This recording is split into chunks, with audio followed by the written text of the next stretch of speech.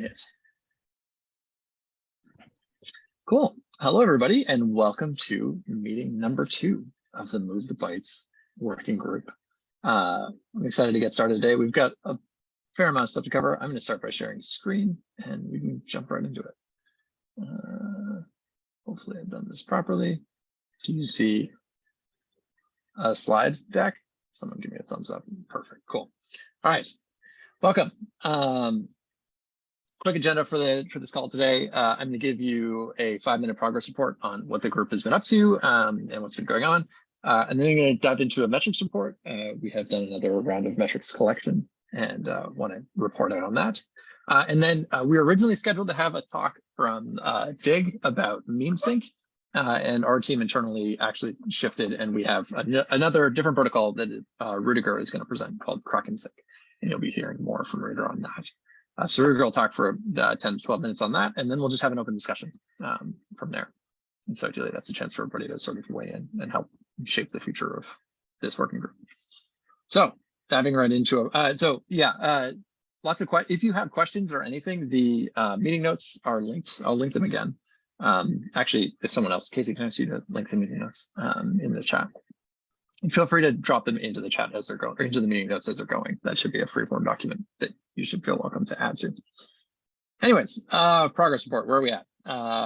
We're trying to ship a data transfer protocol that can replace BitSwap by the end of Q1 2023. In terms of time, we are here. We're on our second meeting. We have one more meeting before the holiday break or winter break.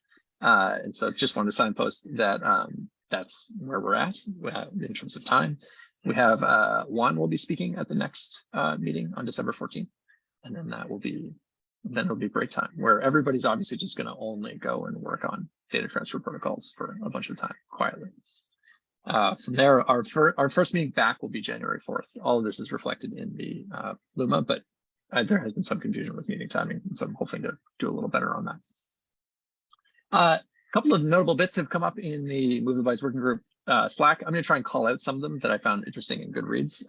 Guillaume and Martin both had really nice write-ups that they posted in the channel. I've linked to those in the meeting notes. One of them is sort of making a really great point for data over HTTP, and sort of we mentioned last meeting about the necessity of HTTP for a new protocol. I think this does a really interesting job of positioning that as a really constructive option. And then BitSwap success measurements is a really interesting piece of work that I'm hoping we can do some work to sort of connect between the measurements that we're doing in this working group over time. So both interesting reading, if you have a chance, linked in the notes. We had a bunch of things we said we would do last meeting. We got 3 out of 5 done. We still have to work on this test ground latency simulation issue, making progress. Test ground team is prioritizing, which is great. We did get to multi-test node plans, which we'll talk about. We're still working on getting car mirror measured in Move the Bytes test ground, work in progress. We have a new protocol, Kraken Sync, that has been measured in our one-to-one measurements.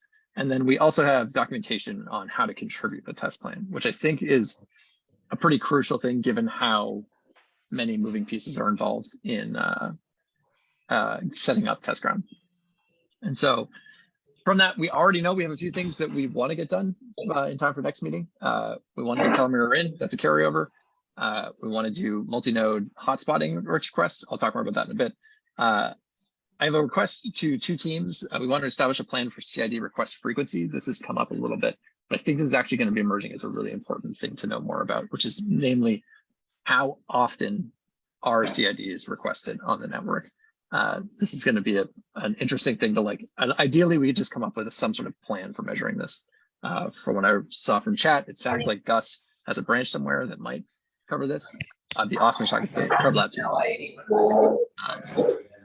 And then I think I'm getting a little bit of noise. If everybody can check your mutes, that would be lovely. And then last but not least, we want to measure message counting in GraphSync. That's an open thing that we'd like to just do because GraphSync's got some measurements that would be nice to make sure we capture. Cool. Moving on. How do I not move these? Okay. So most important bit, we have a doc on contributing a test plan. Check it out. It's worth it. I'm just going to check in on it. So there we go. Okay. we are going to, yeah, if you can, check out this doc. It is worth it if you are planning on contributing something. Ideally, what this does is like allows you to speed run some of the pain of adding in a protocol to this test plan. And so there's a document now on getting you up into sort of a hello world of, hey, this is how I test my protocol. Ideally, this should make it easier to contribute a protocol. We want to lower that barrier to entry for other folks and make that a little more of just a, folks other than us being able to contribute plans. If you have questions about that, we are trying to direct all of our conversations to the Filecoin Move the Bytes Working Group Slack. So let's kick up discussion in there. Feel free. On top of that, we have now a set of normalized names for metrics that we're working on, which we'll go into, and they're in the Notion document for the Move the Bytes Working Group. What we're doing actually to measure stuff is just grepping logs of output. And so if our protocols use the same names for the same metrics and measure them in the same ways, we get a lot of this for free. You don't have to do that if your protocol doesn't want to do that in the real world. We can adjust it for the test plan, but it's a lot easier if we work on standardizing it. And I think this would be a benefit. So we're working on some of these. These are sort of our general first draft pass of like what we think we should be measuring. It would be really fun to work with others to refine these. That's what I'm going to call. Hopefully that covers some logistics. Again, if you have questions about that, toss it in the notes. On to metrics report number 2. What do we do?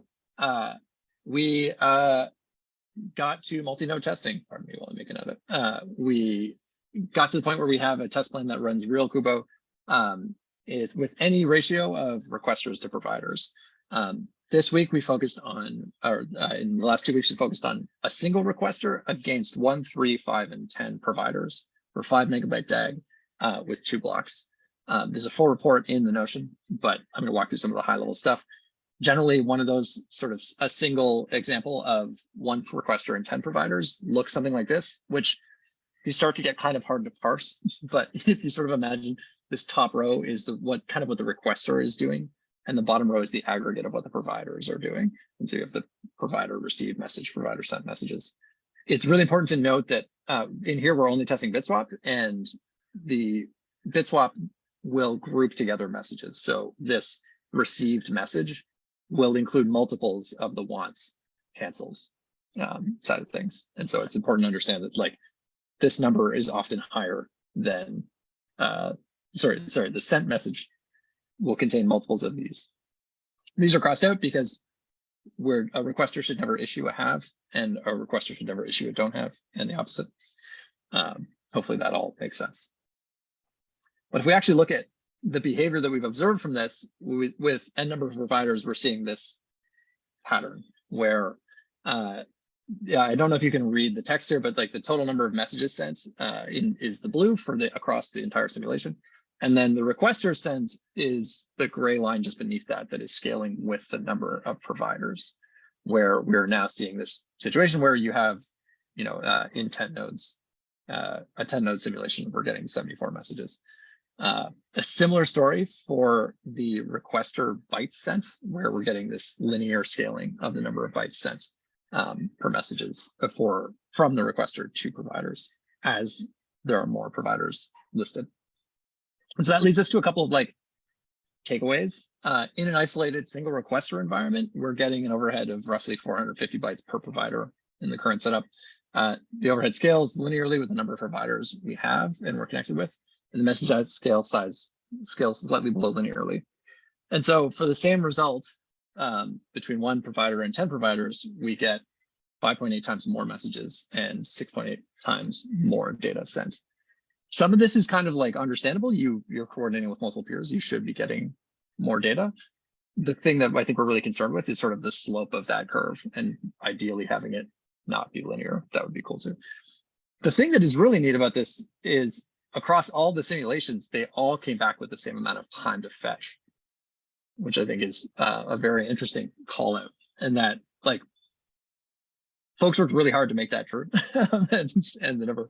And so I think there's it's a really neat thing. It also calls into question one of the things I put up last meeting around having this be our highest priority metric of the total time for all nodes in a simulated network to acquire all valid and wanted DAGs, because bitswap is doing that, right? It's actually accomplishing that's in the multiple provider scenario. It is delivering on this promise. And so we need some refinement here. We need to think about this metric as a high part, as the North Star and whether it needs to be either grown or made non-exclusive something. This isn't the right thing anymore. There's a couple of other big takeaways that came out of this. Our team sort of like really, when we started looking at this, we sort of realized there's a bit of an interplay between the actual implementation and the design time that I want to call out and raise to this group.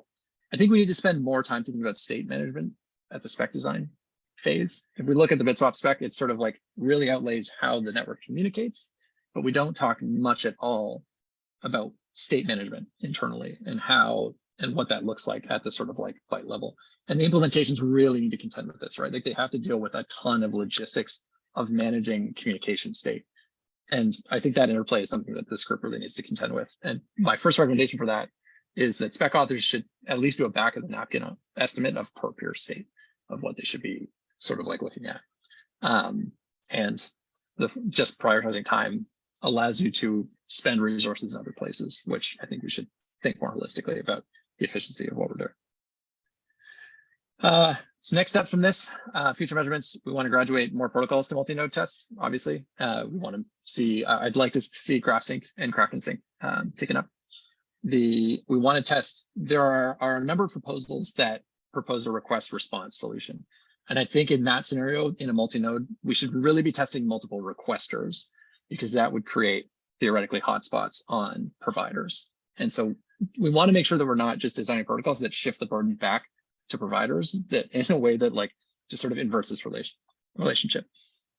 And then last but not least, we don't think these tests are like meaningfully capturing enough of the actual real world growth. As we scale step off, the things we're seeing in production are like, 203 megabits per second of incoming noise, which is just like the chattiness of BitSwap.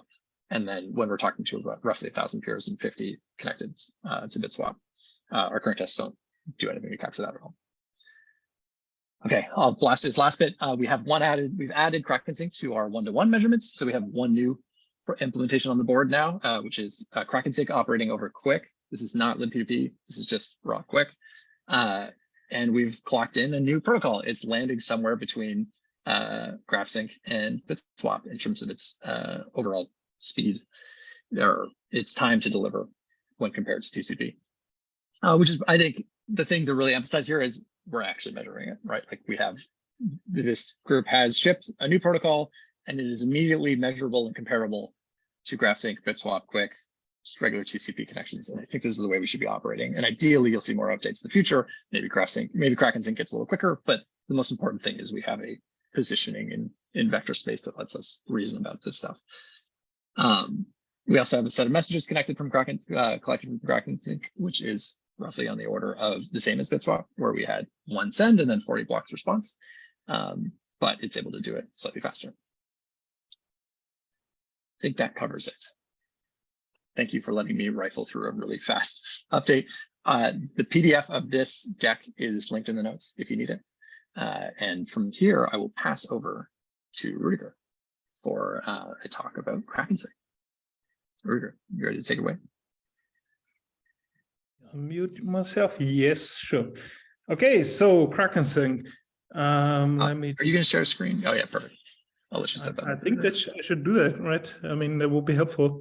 Where is this thing? Real slideshow. Okay, so what's KrakenSync? KrakenSync is basically well, a tiny little experiment came out of some thoughts about meme sync from the IPFS camp and some thoughts I had about bitmaps. So basically, Rudiger, have you shared screen yet? Oh, wait a second. So sorry to interrupt you. Yeah, the share screen. No, just enter desktop.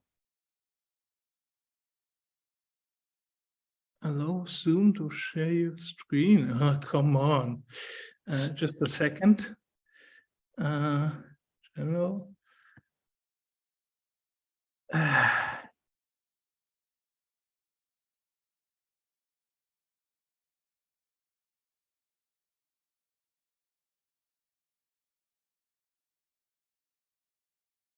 I have to allow If you're willing to just say next slide to me, Ruger. Oh, it's fine. It's fine. I forgot to make. I have to. I'll have to restart Zoom quickly. So we'll see in a second. Anyone have questions? Or wait. Martin, you had questions about metrics and all that, everything so far. That's in the convo section? Totally. My question is a process question about questions. So, yes, okay. I think we can take on some of these small ones. What is a message? Was from Martin. One TCP packet. No, it is not a packet. It is a logical message in the protocol. So yeah, it's hard to define message. Yeah, I want to call out that we should really get away from that measurement, because I can just define a protocol with like, hey, my messages are bigger now, the thing does less. I don't know. It's a weird metric because it's not actually comparable in the sense that, yes, they're somewhat related to round trip time, but I think we need to get closer to packet leveling. I like that. Perfect. We'll save that for the discussion.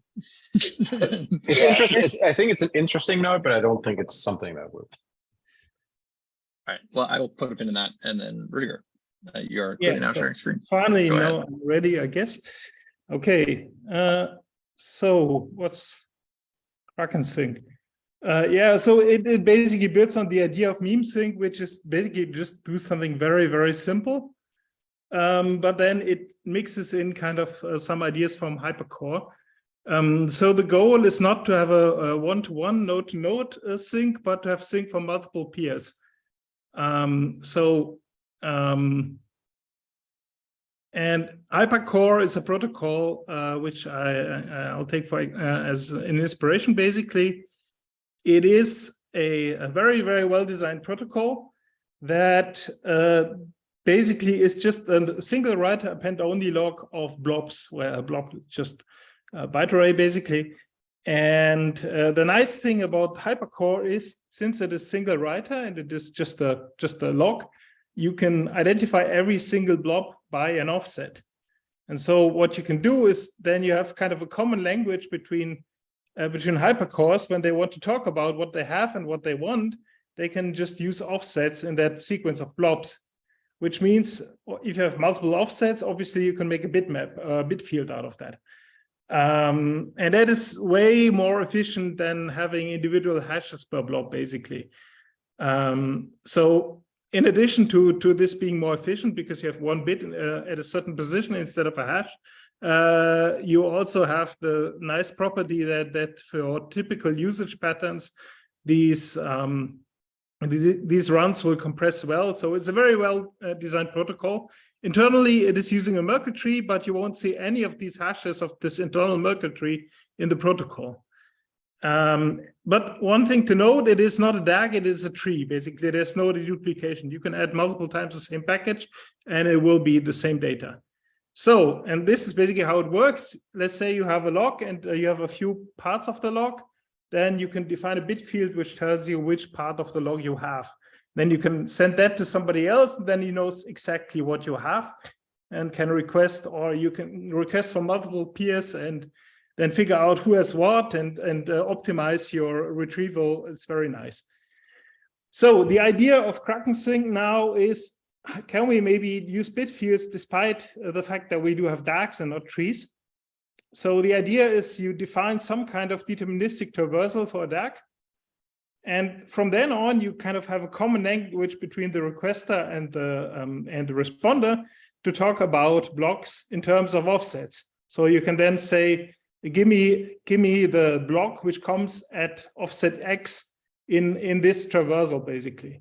And then obviously what you can do is you can do the same thing as Hypercore does and just put the offsets in a bit field, and then you have a very compact way to communicate what you want and what the other, basically what you have and so on. So let's say you have a tree. This is a tree, there's no deduplication. So then you define a traversal. This traversal says we only go to depth 2.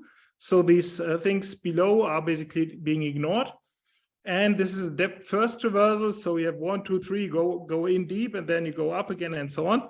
And so now you have a number, and then now you have a way to talk about individual nodes of the tree by offset. And well, and then you can make a bit field. Then you can say, I want this. All you have to do is you set a certain bit in this bit field to 1, and then the other node knows what you're talking about. Now, can you also do this for DAG? I just took the tree and added a few duplicates to make a DAG.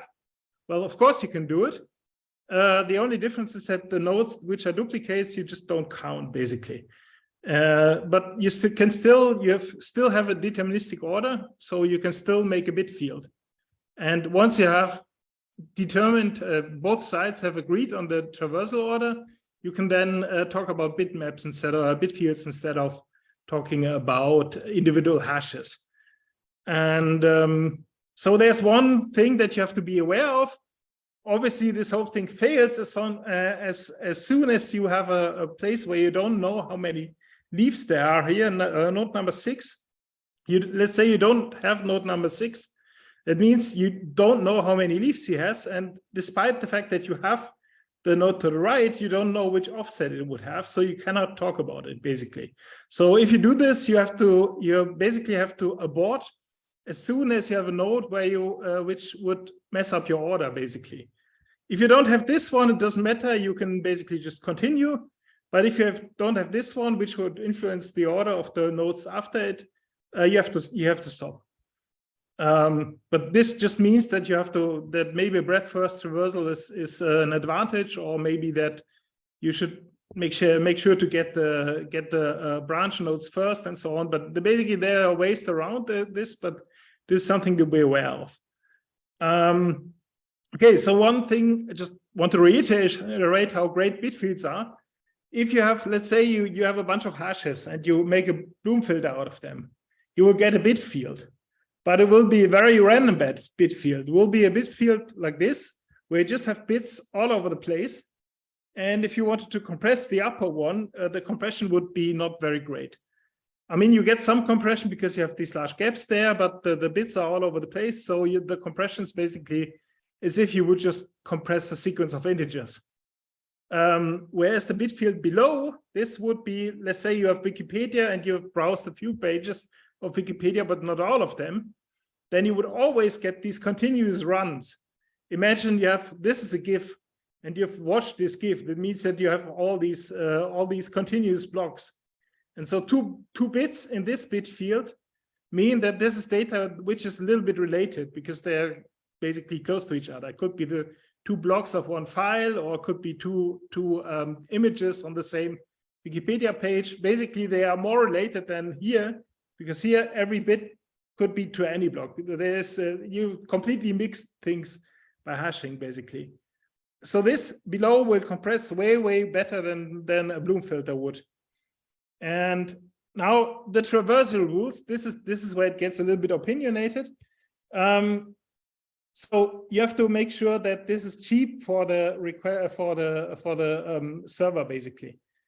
So the rules should be as simple as possible. It should be something that the store has available anyway. So the only thing we know about blocks is blocks do have links. That's the thing that the store knows. The store usually does not know about how the links are named and what the exact meaning of a link is, but it does know that there are links and there are blocks which have a certain size, and there are also codecs on the links. That might be also something that you might use. But other than that, in my opinion, you should try to use as little as possible from information where you would have to open up the block, basically. Just use the data that you already have as store. I mean, if you write a store, you have to know about the links. Otherwise, you cannot implement garbage collection. But other than that, you don't really want to know anything about the blocks, at least in this opinionated version of the whole thing. And then the next thing, I think we covered this already. If you have a traversal, you don't know how fast it's going to be or how slow.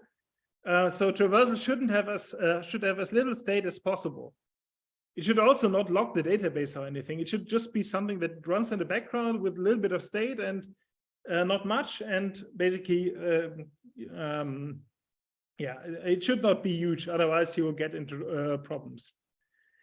But this part is basically an opinion of mine. You could also think about having a very complex way to produce these deterministic sequences. You could have graph sync, for example, and say, I want to do a graph sync query to multiple nodes, and I want to somehow distribute which node gives me what. That would work totally fine, because I presume that graph sync is a deterministic order, so that also would work fine. But it would require you to look more into the blocks itself, so it would probably be harder to implement for the server, basically. But yeah, well, okay, so then the next thing, as I said, you have to be very, very careful that the server is not stressed too much. So you need to put limits on everything. You put a limit on the number of bytes that you send per request. You put a limit on the number of database operations you do in the store. And if you know that the other node is friendly, or if you have a good history with the other node, you can then relax those limits. You can say, I will send this node 1000 blocks. But the thing is that every client needs to be able to work even with very small limits. Like in the limit, the limit is I always send only one block. And then you have basically bit swap. You send a hash and you get back a block. You send another hash, you get back a block, and so on. So if you set the limit to 1, then you basically have bit swap, and the client needs to be able to deal with that. So the client cannot assume that that it will get like 100 blocks or whatever. It has to be able to deal with very restrictive servers. Okay, so here I looked at 2 data sets. One is Wikipedia. I couldn't look at all of Wikipedia, so I took a subset. And it has a 3.5 gig car file and this number of blocks. And so a bit field of these blocks would just be 48 kilobytes. And this is uncompressed. If you would compress it, it would be even smaller. So you can communicate about what you have of this Wikipedia math subset without thinking about it. I mean, you can just send this. It's no big deal. Whereas just the half requests for this Wikipedia would be 14 megabytes. Just asking for the data one by one would be 14 megabytes because the hash with the overhead and so on is so big. And one thing that I found interesting, only 1% of the size are branch nodes, the rest are leaf nodes. That's because it's a typical Unix FS with large files. So next thing I looked at is the Linux kernel. It's, well, similar, a little bit smaller. And as you can see, again, the bitmap is so small that you don't even have to think about it. Whereas have requests, that is not something you would want to do just casually, so to speak. And just a tiny fraction of the data is branch nodes. Okay, so now let's look at how the protocol would look like. You have a server and a client, and so the client sends a query. So the query is to establish a common language, and then it sends a bitmap. And the bitmap says, give me everything, basically, in this case. And then you get back a stream of data one by one. And the stream of data that you get back does not contain the SID. It just contains the data because the requester knows what SID it would expect at this position. So the requester will get the data, hash it again, and will check whether it's the right data. Otherwise, it will basically abort the interaction. You don't need to send the SID. So as you can see, the only SID that flows here is the root SID in the query. Other than that, there are no SIDs flying around. It's just data and offset. Now, this is a scenario where you have multiple nodes, in this case 2, and you just you ask one node every even bit and the other node every odd bit, and then you get back you get back the interleaved data. So every node is responsible for half of the data. And this is obviously assuming that both nodes have the entire data set, but you can check whether this is the case quickly by just asking for a bitmap. And now a scenario where you basically are a little bit impolite and just ask for everything from everybody. Now you get back something, and then what you do is you do a kind of an update to the other node. I've got offset 0 already, so I don't need it anymore. And then vice versa, if you get offset 1 from this node, then you send an update to the other node that you don't need that anymore. And so this is how you would be able to coordinate if you have a large number of servers where you pull data from. Basically, either you just subdivide the request to each node, or you just request everything from everybody and then send cancel requests. And again, this cancel is just a stream, so it doesn't require opening a new connection or anything. And it's just a single offset. And in practice, it would probably be a bitmap. You would bunch a bunch of cancels. So you wouldn't send offsets, you would send bitmaps around. But this is just simplified, basically. Okay, so now this is basically how it would look like if you request from a large number of nodes. So you have a large number of nodes, and you have this thing in the middle, which has to coordinate the requests from all these nodes. And so this is why why the thing is called Kraken, because it's kind of has its fingers in all directions and trying to pull in data from multiple places. So yeah, and so I got this implemented. It's just a very hackish implementation, so I'm not surprised that the performance is not super awesome yet. So you can run a node and you can create a dummy data set called tree, and it will give you a hash. And then on a different node, you can basically connect to this node above here, and you can call sync with the hash that you got from this one. And it will do its thing, and then we'll get the data one by one. And at some point, it will be done. And it will give you the time. And so this is what I had, I don't know, a week ago. And yesterday, I also implemented car import. So you can now say, I want the Linux kernel. So you import the Linux kernel, and then you do the same thing. And yeah, it will get all the blocks. This is interesting because this will not be able to be done in one query because the queries are limited. So this will basically get some data, then it will hit the limit, and we'll get some more data and so on. But at some point it will be done, and then you will have time how long it took. Yes, and that's it basically. One thing, it would be nice if somebody has interesting car files like DAGs, which are not the typical Unix FS structure. And are not like artificial data sets, but real world data sets in the range of, I don't know, something realistic, something not totally small, around a gigabyte or so. I would love to have them basically. If you have something which is a little bit more interesting than just a big Unix FS file, it would be great to add them to the test set. Yeah, and that's it basically. So. Fantastic. Thank you. Thank you, Rudiger. Open the floor to questions. I'll keep a stack.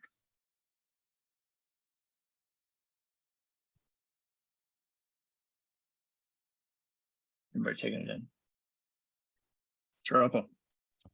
I had a question around the bit field. So is it true that you're trying to optimize for the half duplex speed? Because from what the bit field is sent from the client to the server, from what I understand. And this would mainly be important if you would be running half duplex, so the connection would be shared. It is a common language then that the server and the client can speak. Basically, the server can say what it has with the bit field, and then the client can gather the information, what the peers have, and then can use that. And then the stream of requests, of responses that comes back also contains offsets, which refer to this. Basically, the bit field is just a compressed way to store these offsets. So the purpose of the whole exercise is that you don't have to send hashes on your protocol. You can only always refer to offsets. Because okay, and what's the did you have seen anything that shows that sending hashes is too much? My thinking is that a hash is 32 bytes or so, maybe 36 because we have CIDs. But if we have 36 byte overhead per 256 kilobyte, doesn't the ratio is very, very small. Doesn't seem like a big overhead. One thing is that you don't always have 256 kilobyte blocks. You often have more small blocks. I think I got one where the average size is 1,000 bytes. And also you have to remember that you send this not just to one peer, but to many peers. You might send this to many peers, like it might be that you have 100 peers, but only one peer has your data. So you have to allow for some overhead. So that is why it's very, very nice to be able to communicate about what you have and what you don't have very efficiently. Okay. Because I mean, if you know that your blocks are always going to be large and that you're talking to one peer, then I agree that there's nothing wrong with bit swap. Then you can just continue doing what you're doing. But I'm very interested in this scenario where you have, let's say, Wikipedia, and you have a lot of servers that have basically Wikipedia where the main server is gone, where you have lots of clients which suddenly have to serve the data, like the bootstrap Wikipedia. And then you have to talk to many nodes before you find one that has the data. And that's exactly where this optimization with the bits is very important. Because I mean, if you have one peer then and large blocks, then it won't help much. But if you have one peer and small blocks, then it will actually help much, because I mean, well, what's the size of a SID is like 32 plus 2, so 34 plus a little bit over. So 36 bytes just to say I want the thing at offset 2 instead of a bit. That's quite a bit of difference. I mean, that's a factor of 100 difference or something. So, well, I mean, people always say ignore constant factors, but a constant factor of 100 is still something that you might want to take, kind of. Yeah. It's just I'm a bit scared that the bit swap is required to do the traversal, which might be both I/O and CPU intensive on whoever needs to understand the bit swap. Not the bit swap, so it's the bit fill. Oh, so there. I mean, obviously there is some overhead produced by basically traversing, but the traversing also happens exactly in the order in which you probably have added the files. So if you traverse the files in this order, you traverse them exactly in the order in which you have added them. If you, for example, add a Unix FS file. So you can pipeline the creation of the bit field and actually sending it? Because yes, I mean, sometimes people don't even ask for the bit field, they just ask for the data. But it is basically very natural iteration order. Let's put it that way. Okay. Anna.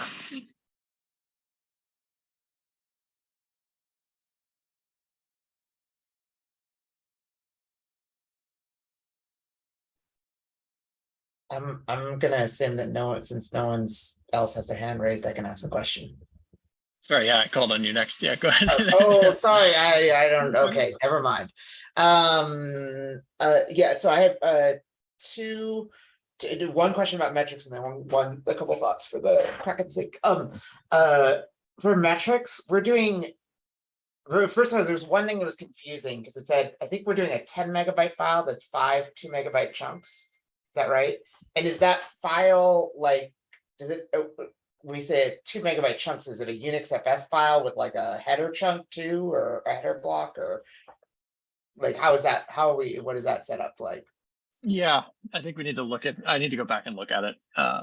It's basically just the result of running a flat file Unix FS add of 10 megabyte input with 5 blocks. I do think that we should. I think that like data structure, like all the messages that people are sending in here are about like different data structures is important, and then also size I think is important, because like the performance characteristics I care about for like a GIF, like a 1 to 3 megabyte file versus a movie or a Filecoin piece are like very like latency, time to first byte starts to be super unimportant for like I don't know, like a Filecoin piece. Throughput matters a lot, and also like multi-peer I see tending to be more important for those larger pieces of data. So anyway, just something to consider for as we continue to build these things out.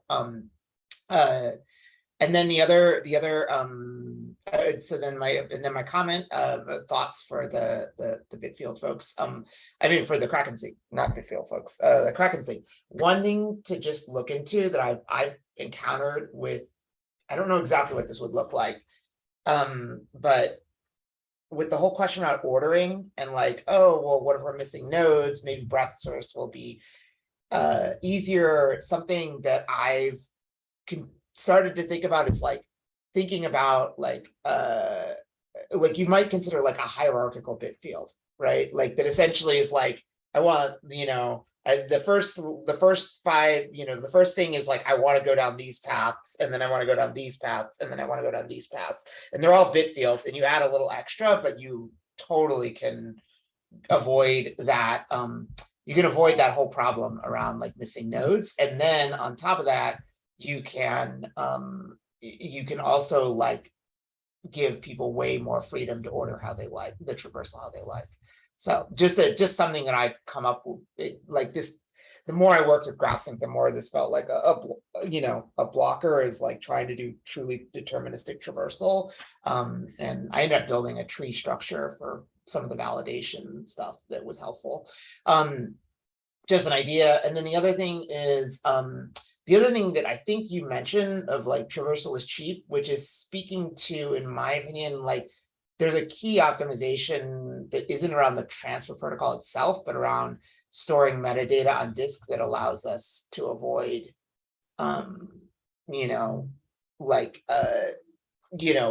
these complex traversals that have to, like where traverse the DAG becomes an expensive disk IO operation just to satisfy like, which CIDs do I have? Not like, yeah, anyway, so that's it. That's a whole other area that's relevant to this work that I feel like we should probably factor in, but it's not in a protocol, but like probably should be specified as like, you better do this if you want it to perform well.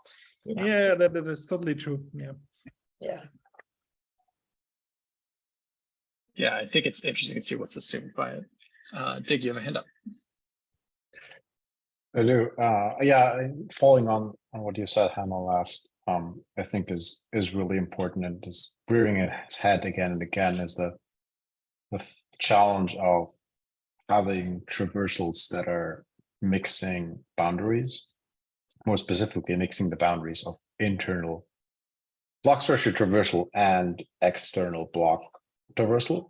And we in data transfer protocol land end up paying probably one of the highest penalties for this mixture, because we're like, if we had pretty, if our paths and links would look like that, they only extend, they only have a slash on block boundaries, right?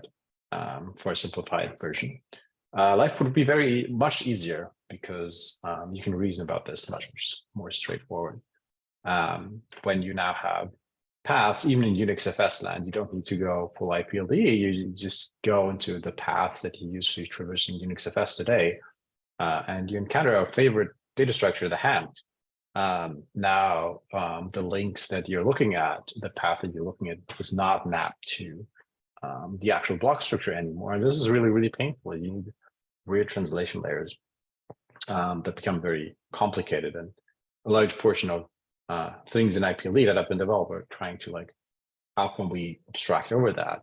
But I think one of the questions that I would like to ask is like, how can we just avoid that and have those traversals live in application land and have the underlying structure potentially just really only worry about block structure traversal? Because, and this is, I mean, a reference to the way that I want to do queries in MemeSync, which is the only type of query you're allowed to is across blocks. There's no internal block links. The only links that get resolved, basically, if you write a slash, quote unquote, is this is a new block. Everything else is going to be like invalid, basically. And this adds round trips. For example, for Unix FS, this means if you encounter a hand, right, what you will get returns of, oops, this is not a valid block. Then this is not a valid link, right? If you try to traverse into directory A, but directory A was in reality inside a hand. And so you add round trips because you now have to figure that out, which is unfortunate. But yeah, better solutions would be great. But I think also I suspect that like trying to cross those boundaries all the time in graph-sync is one of the things that made it very, very hard and complex to actually reason about and implement.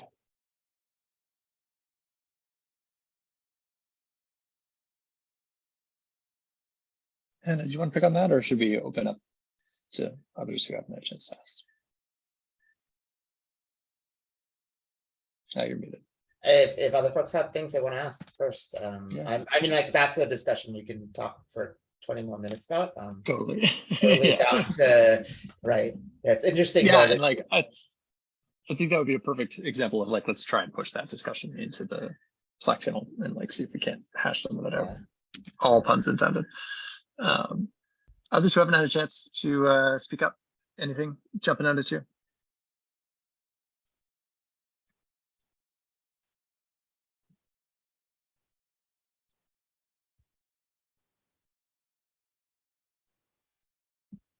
Yeah. I think we have one thing I do want to jump on is like the how much I thought so. One thing I want to come back to is we're as a working group, we are on this pretty tight timeline, and ideally would like to sort of like get as many protocols in here as possible. And one other thing that I think that Rudiger pointed to that was really exciting is like this bit field research. And like if you look at what's happening in Kraken Sync, there's actually a ton of precedent in BitTorrent, which is also using bit fields and is also using this and has like some pretty sophisticated behaviors that have emerged in BitTorrent where there are actually implementations that will lie about what they have in their bit field to get you to not ask for it. And there's some really,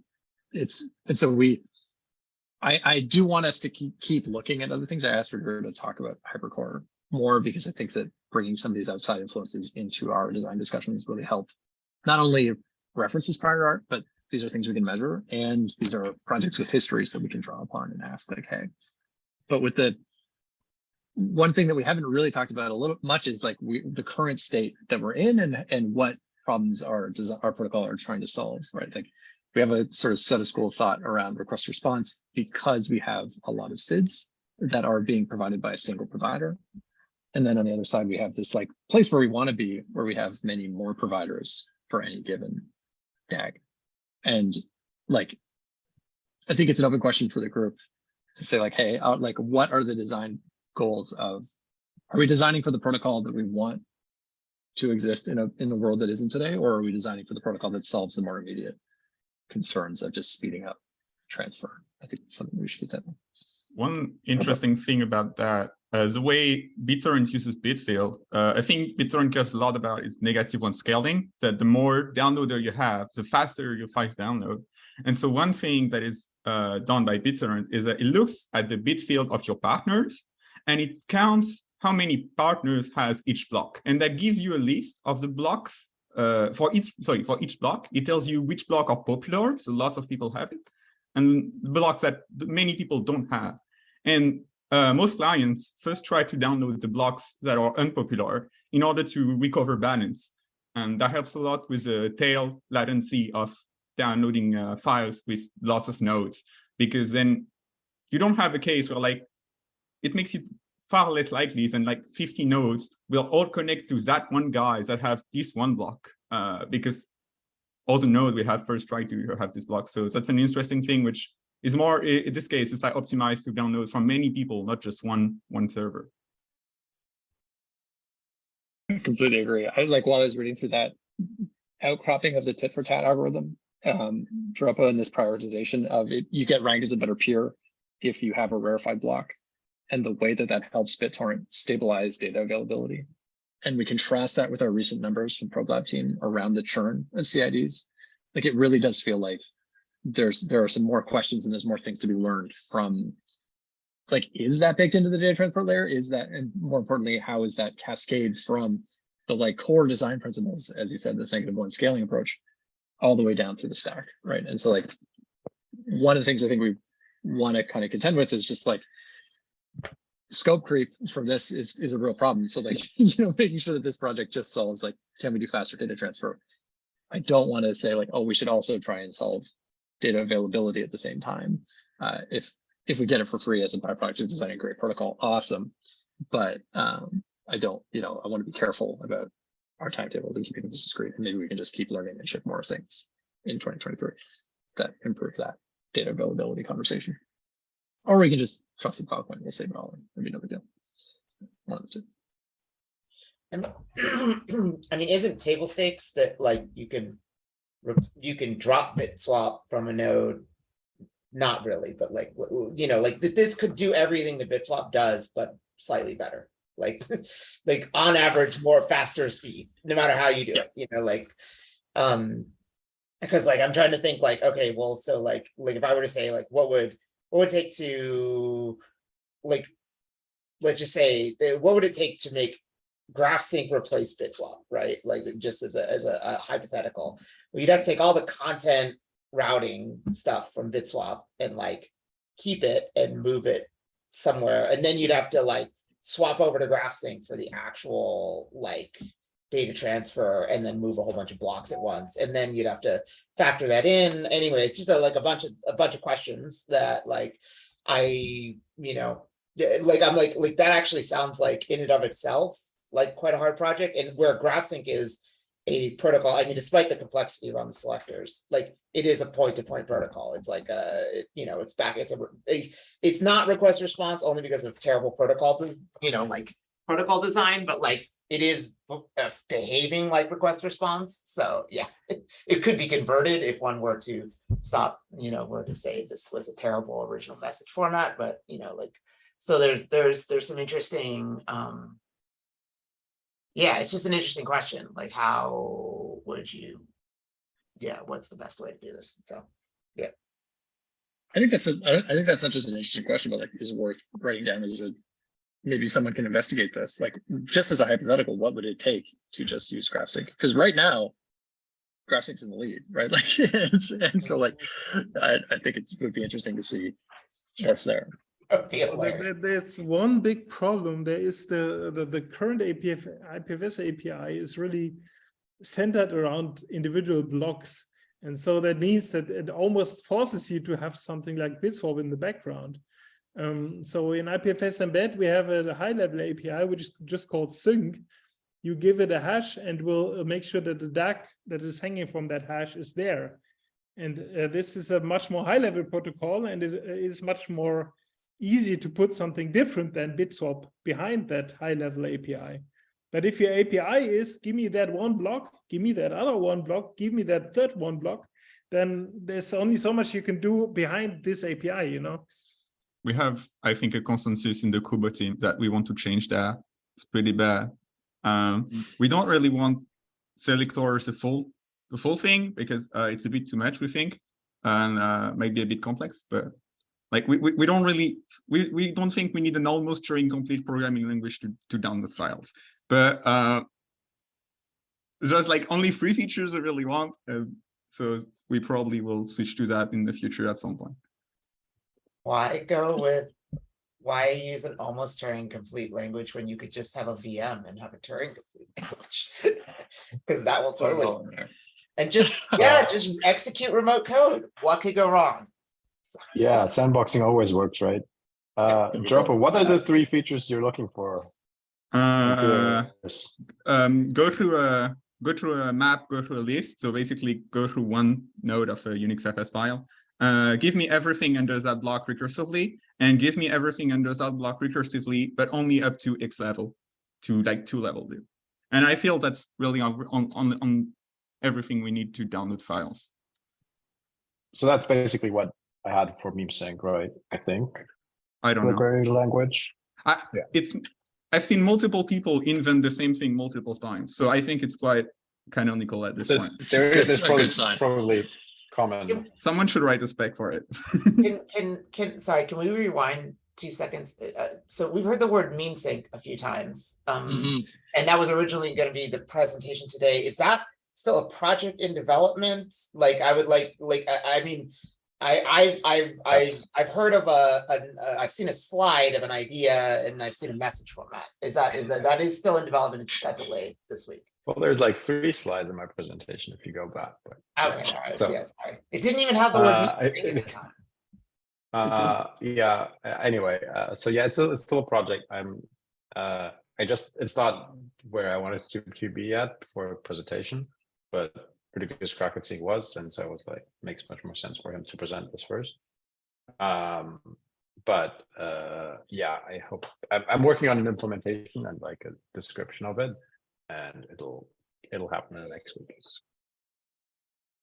I also really wanted to get the Bitfield research in front of this audience. I think we haven't heard about Bitfields much. We have a really nice, I think we have a really nice exploration of bloom filters in this like sort of like other world that occupies a similar design space. I really wanted to see that exposed today. So yeah, I didn't answer your question. I think Dick's going to present more on namesake in the future. Yeah, and go ahead, just for your reference, later in the week, I'm going to be putting out like this proposed protocol that is I think it's actually very similar, but there it's sort of really based around HTTP, which might be, so there's probably a synthesis somewhere in there. Like, yeah. Oh yes. Awesome. And speaking of which, we should, if you would like a slot to present, at this, the only remaining scheduled talk is one next meeting in 2 weeks. And so for the new year, if folks want to talk, love to do it. Put your hand up in the Bytes working group Slack channel. And with that, we're 1 minute to the hour. Who has any last thoughts, pearls of wisdom? As everyone's Wednesday. Good. When fast Bytes? March 28th. Any other questions? No? Cool. That was meant to be a joke. Thank you so much, everybody, for joining. Really appreciate it. And we'll see all of you in 2 weeks, hopefully, on December 14th. Tell your friends. Thank you, everyone. Bye. Cheers.